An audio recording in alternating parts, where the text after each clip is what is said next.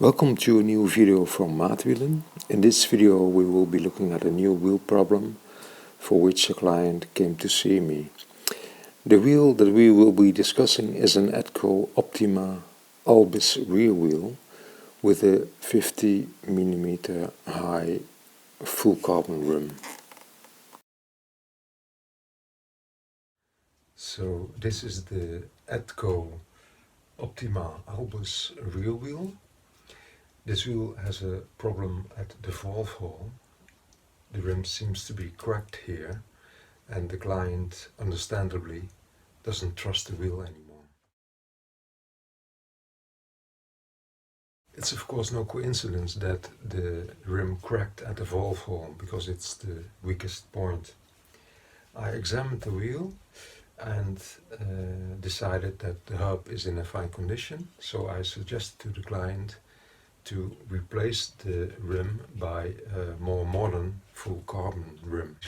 We eventually decided to use a 55 mm high rim instead of a 50 mm high rim, which is the height of this rim, and to use a so-called U-Day matte finish, which comes closest to the finish of the original rim.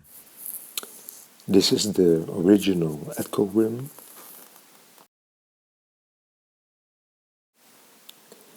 And this is the new rim. What has made this project a little more difficult is the fact that there are more spokes on the body side than on the other side. There are 16 spokes on the body side and 8 on the non-body side. This means that the new rim has to mirror this pattern. The holes in the new rim should be drilled at an angle, 16 holes to the right and 8 to the left. This is to make sure that the nipple and the spoke are perfectly aligned. So there should be no angle at the point where the spoke exits the nipple. I will also use the same spoke pattern, that is cross 2 on the body side and cross 1 on the non-body side.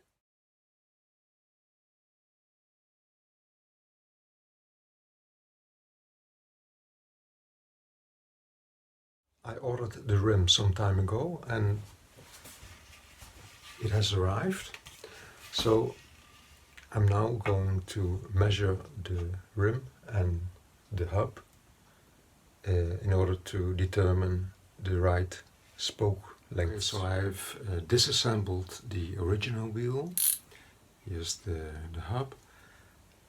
I've measured the hub, I've measured the new rim, and I've ordered the spokes, and now I'm going to assemble the new wheel following the spoke pattern of the original.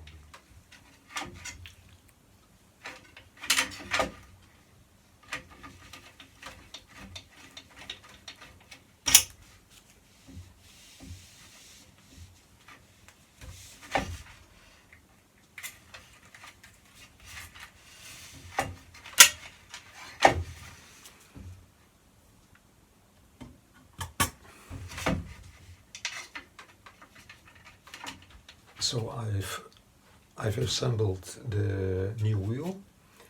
I have to finish it, but the spoke lengths are correct. I noticed one important thing, and that is that the spoke pattern on the drive side should indeed be exactly as the original wheel. Because if it isn't, you will get trouble on the other side. So make a marking on the hub just to make sure that the spoke pattern is identical to the original.